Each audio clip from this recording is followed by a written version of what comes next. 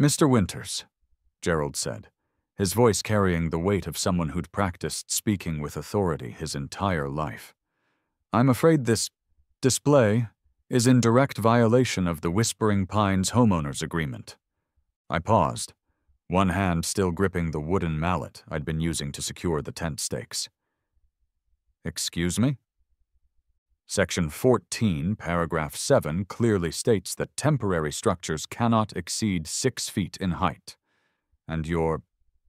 He paused, looking at my vintage carnival tent with visible disdain. "Circus tent is at least 12 feet tall." I straightened up, brushing dirt from my jeans. "It's for my birthday party tomorrow. I do a theme every year. My daughter helps plan it."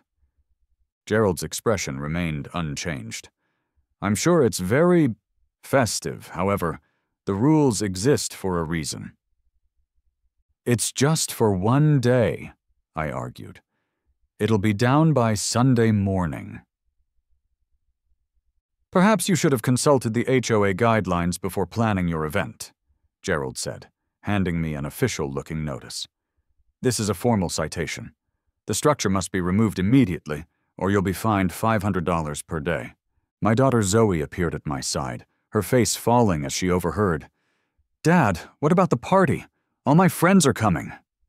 I looked from my daughter's disappointed face to Gerald's smug expression, and something shifted inside me. I'd moved to Whispering Pines for the good schools and safe streets, not to have some retired lawyer with a power complex tell me how to celebrate my own birthday. "You know what, Gerald?" I said, taking the citation and folding it into a paper airplane. "You've just given me a great idea for what I want for my birthday this year." I launched the paper airplane into the air. It sailed in a perfect arc, landing at Gerald's polished loafers. "What might that be?" he asked, his left eye twitching slightly as he stared at the folded citation. "Something permanent. My name is Maxwell Winters.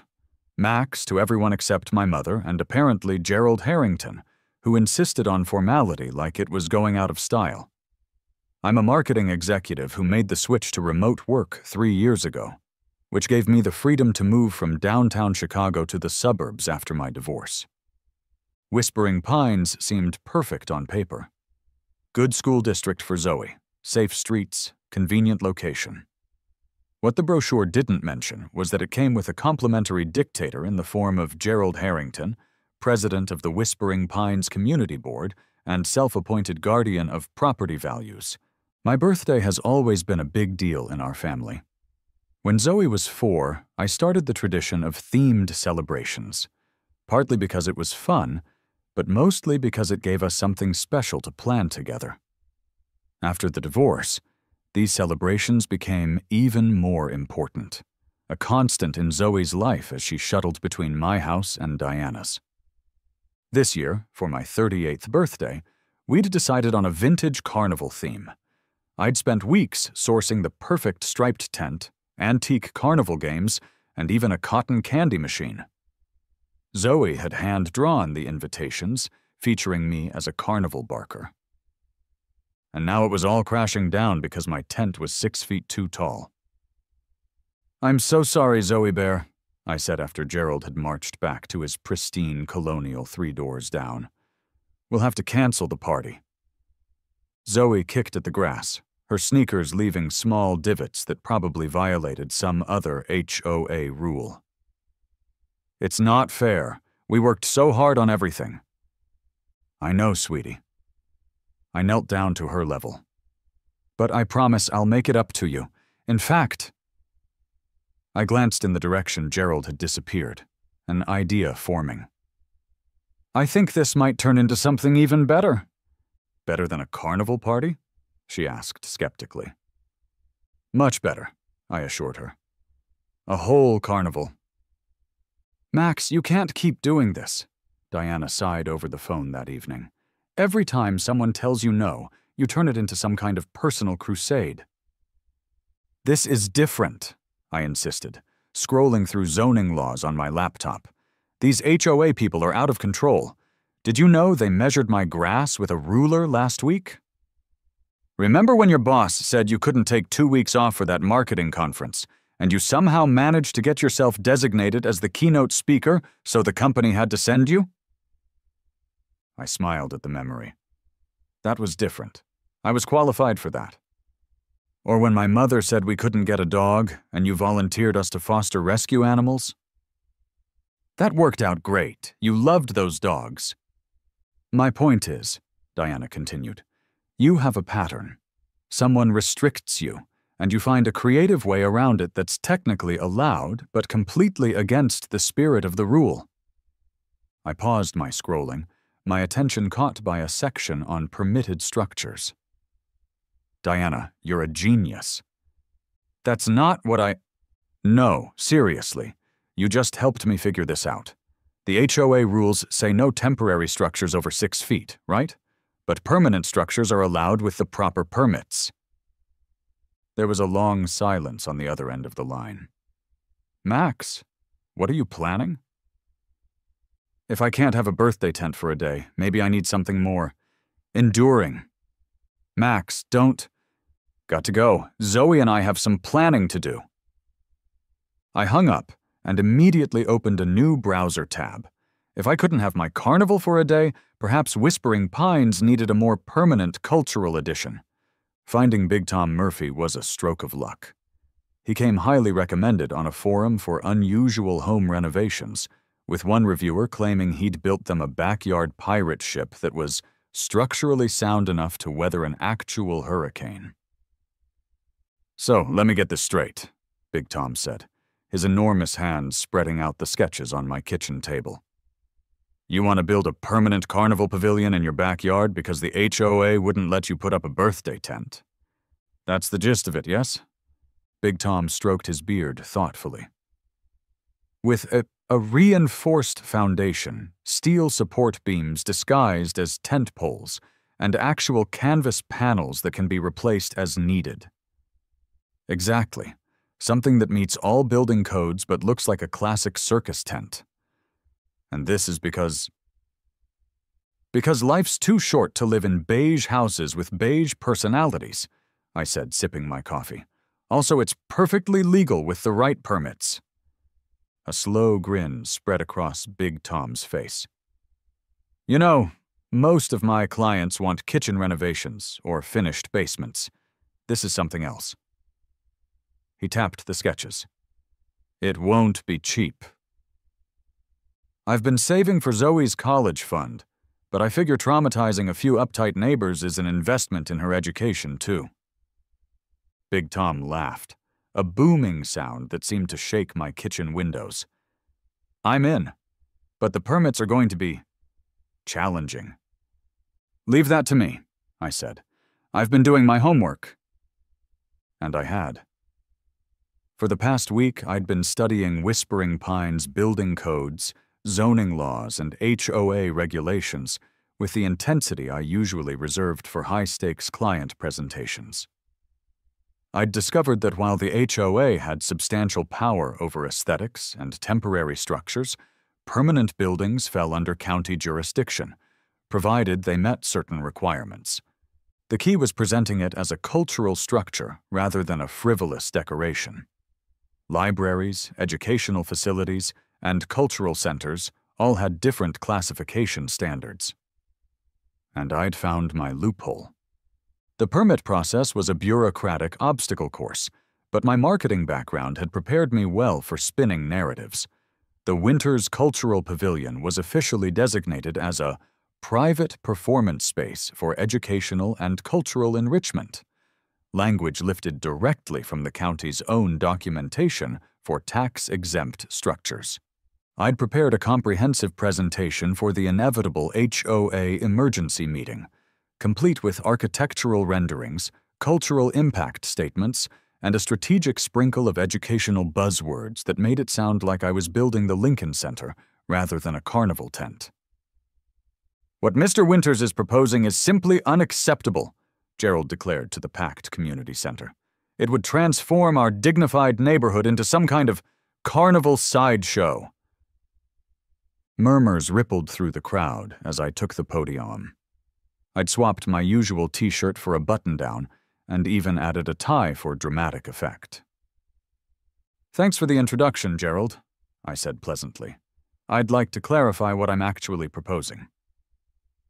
I clicked to the first slide of my presentation, showing a tasteful rendering of the pavilion. This is a multi-use cultural space designed for performances, community gatherings, and educational events. It's architecturally inspired by the classic American Carnival, a significant cultural tradition dating back to the 19th century.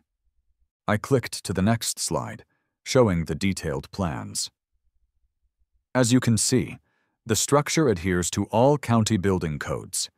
It will be constructed with high-quality materials, including weather-resistant canvas panels in subtle burgundy and cream stripes, colors that complement our neighborhood palette as specified in Section 22 of the HOA guidelines. Gerald's face had turned an interesting shade of purple. The aesthetic is completely out of character with whispering pines.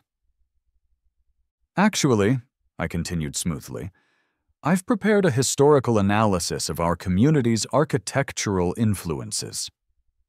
I clicked to a slide showing the community's gazebo and park structures. As you can see, many of our existing community spaces already incorporate similar design elements. My pavilion simply extends that tradition. Mrs. Chen from down the street raised her hand. "Will there be performances? My grandchildren would love that." "That's part of the vision," I confirmed, which brings me to my next announcement. I revealed my plan for cultural programming, including educational workshops and performances. By the end of my presentation, the community was clearly divided. Some residents, particularly those with children, seemed intrigued by the potential for local entertainment. Others, mostly the older residents who'd sided with Gerald in past disputes, looked horrified. When the vote came, Gerald's motion to block the pavilion failed. The county permits were already in process, and there wasn't sufficient evidence that the structure violated HOA regulations. I'd been very careful about that. As the meeting adjourned, Gerald cornered me. "This isn't over, Winters. That monstrosity will never be built in our community." I smiled pleasantly. "The workers break ground on Tuesday. You're welcome to come watch."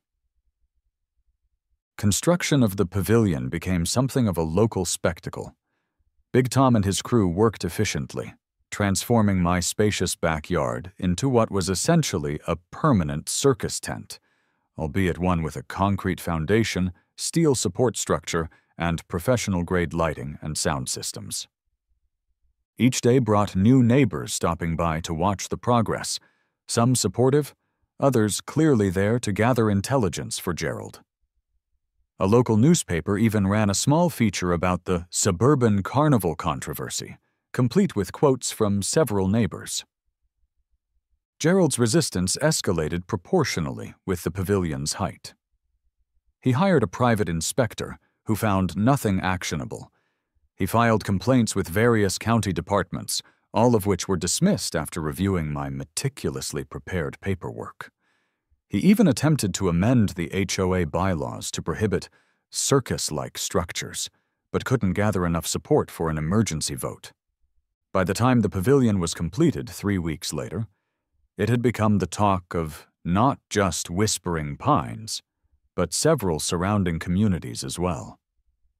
The structure was beautiful, a perfect blend of nostalgic carnival aesthetic and modern architectural practicality. The burgundy and cream-striped canvas panels glowed warmly when illuminated from within, creating an inviting atmosphere that could be seen from several houses away. "It's amazing, Dad," Zoe said as we stood in the center of the empty pavilion on its first night. "It's like having our own circus tent forever." "Almost," I said, scrolling through my phone. "But a circus tent needs performers." "Like clowns and acrobats?" I showed her the website I'd been browsing. "Exactly. And I think I've found just the right person." "Cultural enrichment requires proper programming," I explained to Zoe as we scrolled through a website of performing artists. If we have a circus tent, we need circus performers. Zoe's eyes widened. Like a real clown? For more than just a birthday party? Not just any clown, sweetie. We need an artist in residence. What's that? It's when you invite an artist to live and work in your community for an extended period. Museums do it. Universities do it. I grinned. And now, so do we. Zoe squealed with delight as I clicked on a profile. This is Marco Fantini. He trained at a famous circus school in France and has performed all over the world. He looks amazing, Zoe said, staring at the photo of Marco in full clown regalia, his painted face captured mid-laugh. According to his bio, he's looking for a quiet place to develop his new one-man show. I clicked the contact button.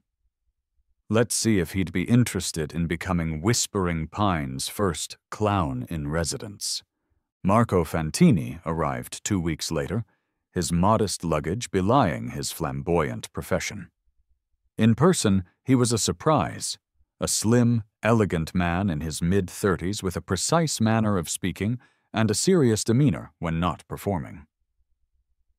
"The space is magnificent," he said, spinning slowly in the center of the pavilion. "The acoustics, the light quality, c'est parfait." "I'm glad you like it," I said. "It's yours for the next 3 months." Marco was staying in my guest house, a small but comfortable space at the back of my property. I'd established a modest stipend for his residency, drawing on some savings and a small grant I'd secured from a regional arts organization, another detail that had made it difficult for Gerald to fight the project. The official announcement of the Whispering Pines Cultural Fellowship and its inaugural recipient went out via email to all community residents, along with an invitation to an open house where Marco would introduce himself and his work. Gerald's response arrived within minutes. "This is a clear violation of the residential use provisions of our community charter. Commercial performance venues are expressly prohibited." My reply was equally swift. The Cultural Fellowship is a non-profit educational initiative. No tickets will be sold, and all activities fall within the private recreational use guidelines outlined in Section 17 of the very charter you reference. The open house was scheduled for the following Saturday. I'd arranged for a small reception, and Zoe had helped create promotional materials that we'd posted around the neighborhood. Despite, or perhaps because of, the controversy, attendance was robust. Marco charmed the crowd with a brief, tasteful demonstration of his craft. Rather than the slapstick clowning many expected, he performed a poetic mime routine that told the story of a flower growing from concrete, a metaphor that wasn't lost on me, or, I suspected, on Gerald, who watched from the back with his arms firmly crossed. The real confrontation came later that week when we ran into Gerald at the local market. Gerald cornered us in the Whispering Pines market while Marco was picking out produce. "Mr. Winters, this has gone far enough." "Gerald, have you met Marco Fantini, our artist in residence?" I gestured to Marco, who was examining avocados with the intensity of a diamond appraiser. Marco turned and extended his hand. "Monsieur Harrington, it is a pleasure. Max has told me much about you." Gerald ignored the outstretched hand. "This is ridiculous. You can't just move a clown into our community." Marco's eyebrows rose. "I am not just a clown, monsieur. I am a graduate of the École Nationale des Arts du Cirque. My one-man show, The Tears Behind the Smile, received the prestigious Avignon Festival Award for Innovative Performance." "I don't care if you won a Nobel Prize for clowning," Gerald sputtered. "This is a respectable neighborhood." Marco looked genuinely confused. "In Europe, the circus arts are respected cultural traditions. Is this not the case in America?" "Actually, Marco," I interjected, "Gerald here is something of a cultural traditionalist. He hasn't yet had the opportunity to appreciate the artistic merit of your work." "Ah, then we must remedy this." Marco's face lit up. "You must be my special guest at my first performance. Front row." The look of absolute horror on Gerald's face was worth every penny I'd spent on the pavilion. As Marco settled into his residency, an interesting pattern emerged in the community. The pavilion, which Gerald had predicted would divide Whispering Pines, was indeed creating factions, just not along the lines he'd anticipated. Rather than the expected young versus old or families versus retirees split, the community was dividing between those who embraced the unexpected cultural addition and those who resisted it on principle. And the embracers were winning. Marco began offering free workshops for neighborhood children on Saturday mornings, teaching simple circus skills like juggling and mime. These sessions became wildly popular, drawing families from across Whispering Pines. "He's a genuine artist," Mrs. Chen told me after watching her grandchildren learn to balance peacock feathers on their fingertips. "My daughter pays a fortune for activities like this in the city." Even more surprising was the emergence of Clara Simmons, my 78-year-old neighbor, as Marco's biggest supporter. I discovered her one afternoon giving him pointers on his routine. "You need to project more on the pantomime sequence," she was saying as I approached. "The audience needs to feel the emotion even from the back row." "Clara," I interrupted, confused by her expertise. "You know about mime?" She turned to me with a wink. 50 years with Ringling Brothers, dear. I was a trapeze artist until I was 45, then worked as a choreographer until I retired." This revelation transformed Clara from a quiet neighbor into a local celebrity. She began assisting Marco with his workshops and sharing stories of her circus days with enthralled children and adults alike. Gerald, meanwhile, escalated his resistance. The noise complaints became a daily occurrence, with Officer Rachel Jimenez making regular visits to my property. "Mr. Winters," Officer Jimenez said, looking tired as she stood on my porch for the third time that week. "We've received another noise complaint." "Let me guess. Juggling balls too loud?" I asked. "Or was it the children's laughter that disturbed the peace this time?" "The report mentions disturbing horn sounds at 2 in the afternoon." I sighed. That would be Marco practicing for his show. It's a classic clown routine involving bicycle horns. Officer Jimenez's professional demeanor cracked slightly. "Look, between us, these calls are getting ridiculous.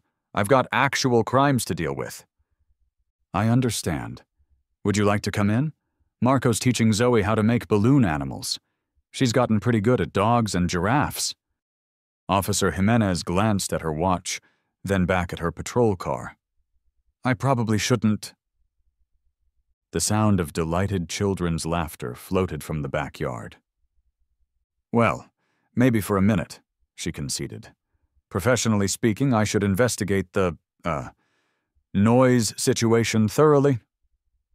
20 minutes later, Officer Jimenez was leaving with 3 balloon animals and tickets to Marco's upcoming show.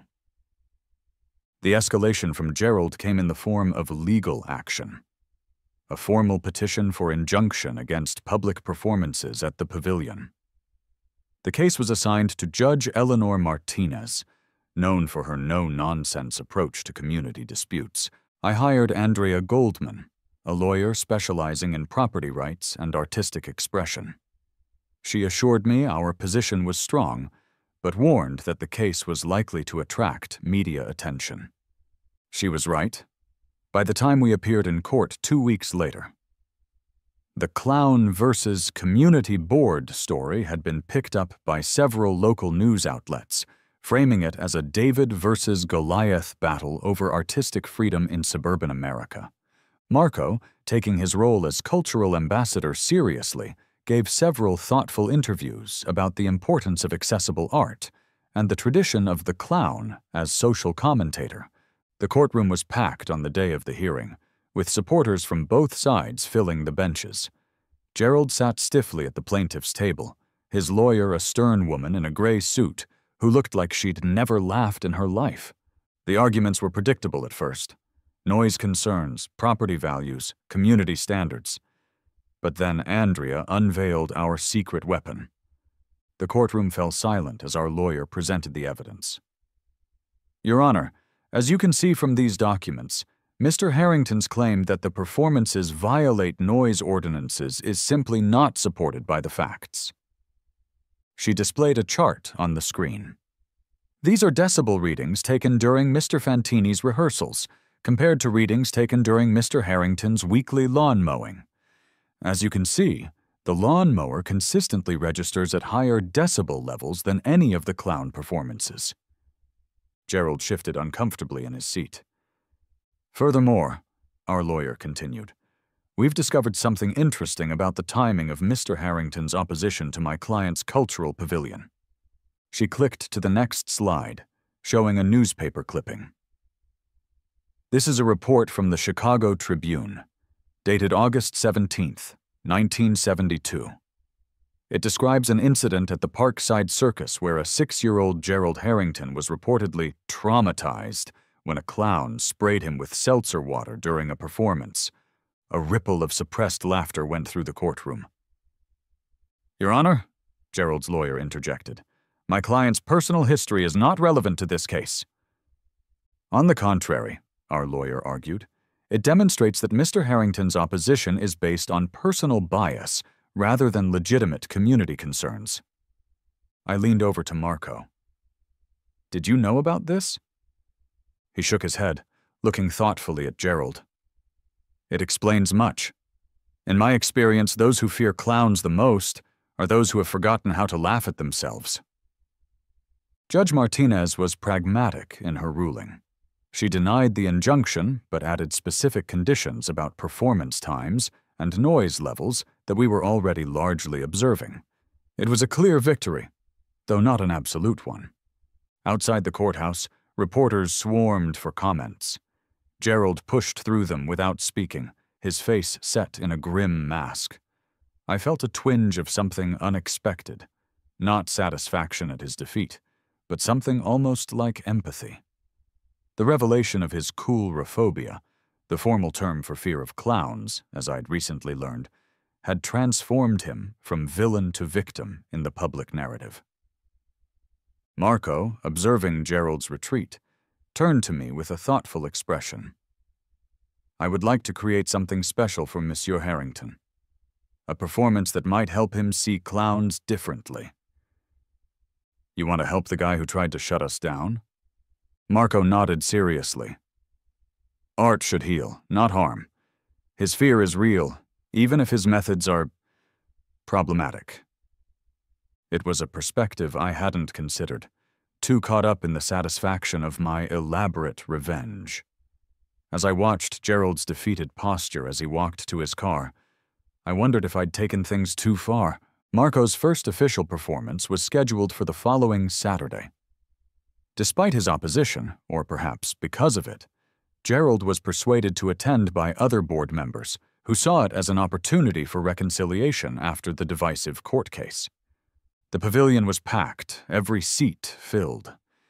Even those who had opposed us came out of curiosity. Gerald sat stiffly in the front row, looking like a man facing a firing squad. When Marco entered, he wasn't wearing his usual bright makeup.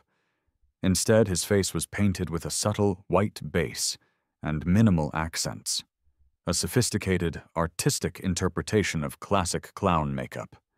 He began silently, his movements telling a story of a man afraid to embrace joy. Throughout the performance, his character encountered fears, represented by masks that Marco would briefly wear and then discard. Each fear, once faced, transformed into something beautiful, represented by simple magic tricks where scary objects became flowers or butterflies. I glanced at Gerald throughout the show. At first he sat with his arms firmly crossed, but as the performance continued, I noticed his posture gradually relaxing. The final scene had Marco's character confronting a mask that looked suspiciously similar to a clown face. After a moment of hesitation, instead of discarding this mask as he had the others, he slowly placed it over his own face.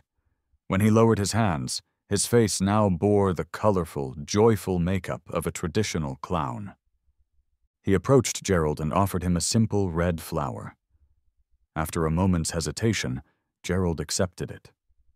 The audience erupted in applause, but I was watching Gerald, who was looking at the flower in his hand with an expression I couldn't quite read. After the show, as people mingled and congratulated Marco, I noticed Gerald standing awkwardly by the refreshment table. On impulse, I approached him. "Thank you for coming," I said. He nodded stiffly. It was not what I expected. "Marco is full of surprises." Gerald turned the flower in his hand. "The pavilion is quite well constructed," he admitted reluctantly. "Big Tom does good work." It wasn't exactly a ringing endorsement, but coming from Gerald, it was practically a standing ovation. "Would you like a tour of the technical aspects?" I offered. "The structural engineering is actually quite interesting." He hesitated, then nodded. I suppose that would be informative. As I showed him the details of the pavilion's construction, I realized this was the first civil conversation we'd had since I moved to Whispering Pines. It felt like a small crack in a very thick wall. That evening, after everyone had gone home and Zoe was in bed, I sat in the quiet pavilion, thinking about the day's events. The space felt different now, less a monument to my pettiness and more a genuine community asset. "Dad, are you in trouble for the tent thing?" Zoe asked the next morning as we cleaned up. "No, sweetie. Everything worked out." "Good." She hesitated. "Mom says sometimes you do things because you don't like being told what to do." I sat down next to her. "Your mom's pretty smart." "So is that why you did all this? Because Mr. Harrington told you not to?" I thought about it. That's how it started, but then it became something else. "What?" "When I was about your age, I wanted to run away and join the circus." I smiled at the memory. My parents took me to a carnival, and I was mesmerized by all of it. The performers, the lights, the feeling that anything was possible. "Why didn't you?" "Well, grown-ups are supposed to be serious, get serious jobs, live in serious houses." Zoe looked around at the pavilion. "This isn't very serious." "No, it's not." I laughed. Maybe I needed to remember that it's okay to bring a little magic into the world, even when you're a grown-up. She nodded sagely. "I think Mr. Harrington forgot how to do that." "I think you're right. And maybe instead of just trying to annoy him, we should have been helping him remember." That conversation led to an unexpected decision. The following week, I invited Gerald to my house, not for a confrontation, but for a proposal. "I'm suggesting we formalize the pavilion as a true community space," I explained, showing him the proposal I'd drafted. "The Whispering Pines Center for Creative Arts, with a rotating schedule of workshops and performances, and a community oversight committee to ensure everything meets appropriate standards." Gerald examined the documents skeptically. "And you want me on this committee? After everything?" "Especially after everything. You know the community better than anyone, and you understand the importance of maintaining standards. We just have different ideas of what those standards should be." He was quiet for a long moment. "I used to practice magic tricks as a boy," he finally said, the admission seeming to surprise even him. "Before the incident with the clown, I was quite good with card tricks."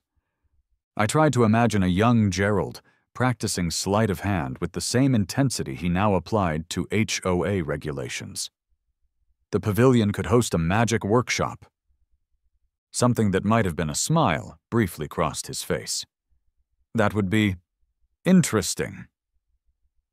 6 months later, the Whispering Pines Center for Creative Arts was hosting its first annual talent showcase. The pavilion glowed with string lights as neighbors gathered to watch performances ranging from Clara's surprising trapeze demonstration, modified for her age but still impressive, to a group of children performing a clown routine under Marco's direction.